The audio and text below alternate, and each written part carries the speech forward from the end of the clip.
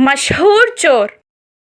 एक गांव में सोमू और रामू नाम के दो बहुत मशहूर चोर रहा करते थे। अपने अपने इलाके में वो दोनों बहुत मशहूर थे, पर एक दूसरे को नहीं जानते थे। एक दिन अचानक दोनों एक ही घर में चोरी करते हुए एक दूसरे से मिले। दोनों ने कुछ देर अपने बारे में बातें की। फिर रामू ने कहा, सोमू, तुम्हें कल मेरे घर खाने पे आना होगा। सोमू को उसके बारे में और मालूम करना था, इसीलिए उसने कहा, रामू, मैं जरूर आऊंगा। अगले दिन जैसा उसने कहा था, वो रामू के घर खाने आया। रामू ने सोमू को सोने की थाली में खाना परोसा। सोमू का सारा ध्यान खाने पर नहीं, पर उसके सोने की थाली पर था। किसी भी हाल में वो इस थाली को चुरा लेना चाहता था। रामू को उसके बर्ताव से पता चल गया था कि वो उसके सोने की थाली को चुराना चाहता है। उसने एक उपाय सोचा। उसने एक जाली में थाली को रखकर उसे पानी से ऊपर तक पूरा भर दिया और उसके नीचे ही सो गया। रामू को भी पलंग डालकर कमरे के दूसरी ओर सोने लगा दिया। देर रात को जब रामू सो गया था तो सोमू उठा और बाहर से राख के कुछ गोले लेकर आया और एक एक करके सारे गोले उस थाली में डाल दिए। वो धीरे से थाली को लेकर वहां से तालाब को आया। जहां तक पैर डूब रहे हो वहां थाली को छुपाकर एक लकड़ी निशानी की तरह लगाकर वो वापस घर आ गया। रामू के घर वापस आकर वो सो गया, जैसे उसे कुछ पता ही नहीं था। रामू की जब आंख खुली तो उसने थाली को गायब देखा। उसने सोचा कि वो सोमू का ही काम होगा। उसने देखा कि सोमू तो सो रहा है, लेकिन उसने देखा कि उसकी धोती तो गीली थी। वो समझ गया और तुरंत तालाब गया। उसने उस निशानी का प्रयोग करके थाली निकाल ली। शाम में जब वो भोजन के लिए बैठा तो रामू ने फिर से सोने की थाली में खाना परोसा। तब सोमू ने कहा, क्या तुम्हारे पास ऐसी दो थालियां हैं? तब रामू ने जवाब दिया, नहीं, एक ही है। सुबह में भी तो इसी थाली में परोसा था। सोमू समझ गया कि एक चोर की चोरी दूसरा चोर ही पकड़ सकता है, और वो दोनों मुस्कुराकर चुप हो गए। कबूतर, कौवा और तोते की दोस्ती। एक जंगल में एक नदी था। उस नदी के किनारे दो बड़े बड़े पेड़ थे। उन पेड़ों में एक पेड़ पर कबूतर और दूसरे पेड़ पर तोता घोंसला बनाकर अपने अपने बच्चों के साथ रहते थे। एक दिन उस रास्ते में ही जा रही एक कौवा अपने बच्चों के साथ उन पेड़ों पर एक छोटा सा घोंसला बनाने का सोच रही थी और पहले पेड़ पर रहने वाली कबूतर के पास जाकर पूछी, दोस्त, बारिश का मौसम आने वाला है। मैं अपने बच्चों के साथ रहने के लिए इस पेड़ पर घोंसला बनाऊं क्या?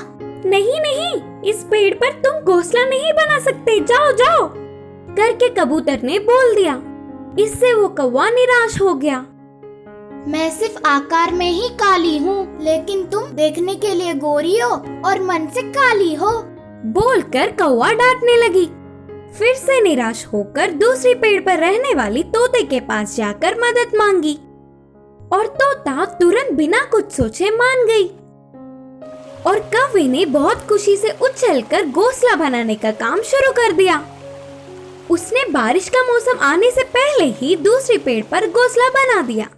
एक ही पेड़ पर रहने से कौवे के बच्चे और तोते के बच्चे अच्छे दोस्त बन गए। वे सब एक साथ उड़ते हुए खेलना शुरू कर दिया।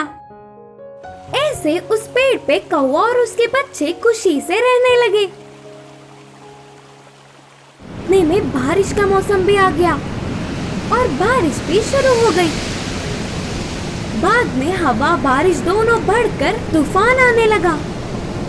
उस तूफान से कबूतर रहने वाली पहला पेड़ टूटकर नीचे गिर पड़ा। ये सब दूसरे पेड़ पर बैठी हुई कौवा देखकर चिढ़ाने लगी। पेड़ के गिरने पर घोंसले के लिए परेशान कबूतर को देख कहा, मेरी मदद नहीं करना था ना तुम्हें? भगवान ने तुम्हें अच्छी सजा दी। कौवे ने चिढ़ाते हुए कहा। तब कबूतर ने कहा, मेरे रहने वाला पेड़ बहुत ही कमजोर है करके मैं जानती थी और तूफान आने पर गिर जाएगा और ये भी मुझे मालूम था। मेरे साथ तुम्हें भी कहीं मुश्किल झेलना ना पड़े करके घोंसला बनाने के लिए मना कर दिया। मुझे माफ कर दो दोस्त। कबूतर की बातें सुनकर कौवा और तोते के होश उड़ गए और कौवा बहुत उदास हुई। अरे तुम्हारे मना करने पर मैंने तुम्हारा बहुत अपमान किया, मुझे माफ कर दो दोस्त। बोलते हुए कौवे ने माफी मांगी और तुरंत कौवा और तोते ने कबूतर के लिए उनके बाजू में ही एक सुंदर सा घोंसला बनवाया। उस दिन से ही वे तीनों उसी पेड़ पर अपने बच्चों के साथ दोस्त बनकर खुशी से रहने लगे। जादुई आम का घर। एक जंगल था जिसमें हाथी अपने इलाके का राजा था। वो बहुत अच्छा था, हर किसी की मदद करता था। एक दिन वो जंगल में घूम रहा था। उसकी नजर एक छोटे से बकरी के बच्चे पर पड़ी जो रो रहा था। वो सोचने लगा कि वो क्यों रो रहा है। उसके पास गया, तब बकरी के बच्चे ने कहा, शेर महाराज, मेरी माँ जो मुझसे बहुत प्यार करती थी अब मुझसे दूर हो गई है। अब इतने बड़े जंगल में मैं अकेला पड़ गया हूँ, इसीलिए रो रहा हूँ। उसे देखकर उसे बहुत तरस आया और वो उसे अपने साथ किसी और बकरी के पास ले आया और उससे कहने लगा, इस बकरी का कोई सहारा नहीं है, इसका ख्याल अब तुम्हें ही रखना होगा। तुम इसे कुछ दिन के लिए अपने ही साथ रख लो, ये बड़ा होकर तुम्हारे बहुत काम आएगा। वो बकरी बहुत मक्कार थी, पर राजा के डर से उसकी बात मान ली। महाराज, आप बेफिक्र हो जाइए, मैं उसका अपने बच्चे की तरह ख्याल रखूंगी। बेचारा बकरी का बच्चा उसकी बातों को सच मानकर उसके साथ ही रहने लगा। कुछ दिन ऐसा ही चलता रहा और उसके बाद उसने अपनी मक्कारी शुरू कर दी। वो उससे खाना मंगाती थी और खुद आराम से खाती थी। जो कुछ बचा हुआ होता था वो उसे दे देती थी। वो और उसका बच्चा आराम से झोपड़ी में सोते थे और उसे बाहर सर्दी में सोना पड़ता था। अगर वो उसकी बात नहीं सुनता तो वो उसे अपने सींगों से मारती थी। एक दिन जब वो जंगल से फल चुनने गया था तो उसे एक बड़ा आम का पेड़ दिखाई दिया जिस पर बहुत सारे आम लगे थे। बहुत भूख लगने के कारण वो घर ले जाने के बजाय खुद पहले एक आम खा लेना चाहता था। जब भी आम तोड़ता तो वो वापस पेड़ से ऊपर चले जाता था। तब वो कहने लगा कि मेरी किस्मत में ही शायद ये आम खाना नहीं है। उसकी बात सुनकर आम के पेड़ ने कहा, ओ बकरी के बच्चे, मैं तो मजाक कर रहा था। मैं जादुई पेड़ हूँ, मैं तुम्हें रोता हुआ नहीं देख सकता, इसीलिए तुमसे मजाक कर रहा था। मुझे तुम्हारे बारे में सब पता है। मेरे जादू से मैं तुम्हारे लिए एक आम का घर बनाऊंगा जिसमें तुम आराम से जितना चाहे आम खा सकते हो। वो आमों में खासियत है, अगर तुम एक आम खा लो तो तुम्हें भूख नहीं लगेगी और उससे इतनी ताकत आ जाएगी कि तुम किसी से भी लड़ सकते हो। अचानक वहाँ एक बड़ा सा आम प्रकट हुआ। तब उससे देखकर वो हैरान हो गया कि उसमें कैसे जाए। अचानक उसमें से एक दरवाजा खुला। वो उसके अंदर गया और देखा कि उसमें बहुत सारे आम रखे थे। पेड़ ने जैसा कहा था वैसा ही हुआ। एक आम खाते ही उसकी भूख खत्म हो गई और वो बहुत शक्तिशाली बन गया। वो अपने घर वापस आया। जैसे ही बकरी ने देखा कि वो फल नहीं लाया, उसे बहुत गुस्सा आया और वो उसे मारने के लिए आगे आई। तभी उस बकरी के बच्चे ने उसे ही मार दिया, जिससे वो बहुत दूर उड़कर गिरी।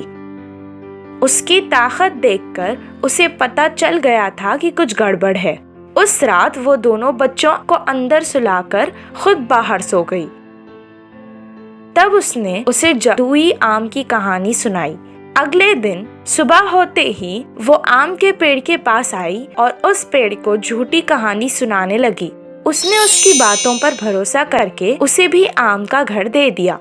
वो जैसे ही अंदर गई, उसने इतने सारे आम देखे और कहा, उस आम के पेड़ की बात मैं क्यों मानूं और कुछ दिन ही भूखी क्यों रहूं? मैं सारे आम खा लूंगी और जिंदगी भर भूख नहीं लगेगी और मैं बहुत शक्तिशाली बन जाऊंगी, जिससे इस जंगल में मुझे कोई हरा नहीं पाएगा।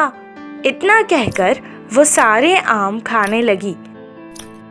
उसने कुछ ही फल खत्म किए थे कि वहाँ एक भूत प्रकट हुआ। उसके पास एक लकड़ी थी जिससे उसे बहुत मारा।